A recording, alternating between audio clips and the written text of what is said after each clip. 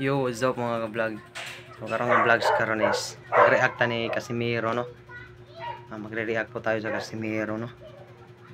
Yun, bago lang po kayo sa YouTube channel ko, so don't forget to subscribe and click ang notification bell para more updated kayo sa mga panibago kong i-upload mga ka-vlogs.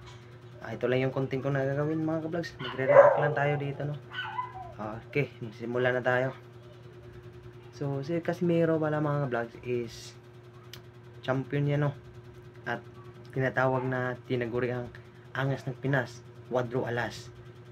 Angas talaga siya kasi may ipakita naman siya sa laban eh. O kaya niyang babagsakin.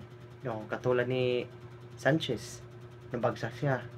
TKO, round 1. Ganyan katibay si Casimiro. At may picture pa kami dyan mga vlogs. Doon naglalaro sila ni Sultan. Doon po sa Cebu Waterfront. Matagal na yun eh. So, panalo sana si Janry Casimiro doon. So, kaso, nandun ang desisyon ni Sultan. Kaya, yun, alam ko yan, yung laro ni Casimiro. So, malupit yan eh. So, believe ako ni Casimiro kasi kahit nilait pa siya ng mga Pinoy, patuloy pa rin siya at malaban. Yan, ganyan talaga, no? So, sana mabigyan siya ng malaking laban. Katulad ng laro ni Pacquiao ba? Ano siya, may maghamon sa kanya. Or mas mabuti, sana si Inoue na lang yung hahamonin niya. Tapos si Inoue, iwas ng iwas. Walang magawa na. Iwas ng iwas kasi matatakot, baka matalo.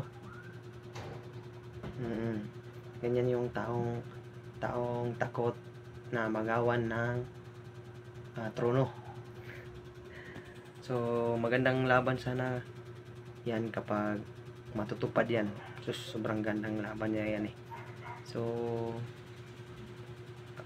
natutuloy sana yon kung hindi na nagka-problema si Casimiro yung laro nila ni Inoue, no? Sayang. Hanggang dito na lang tayo sa video natin eh. Wala tayong magawang content.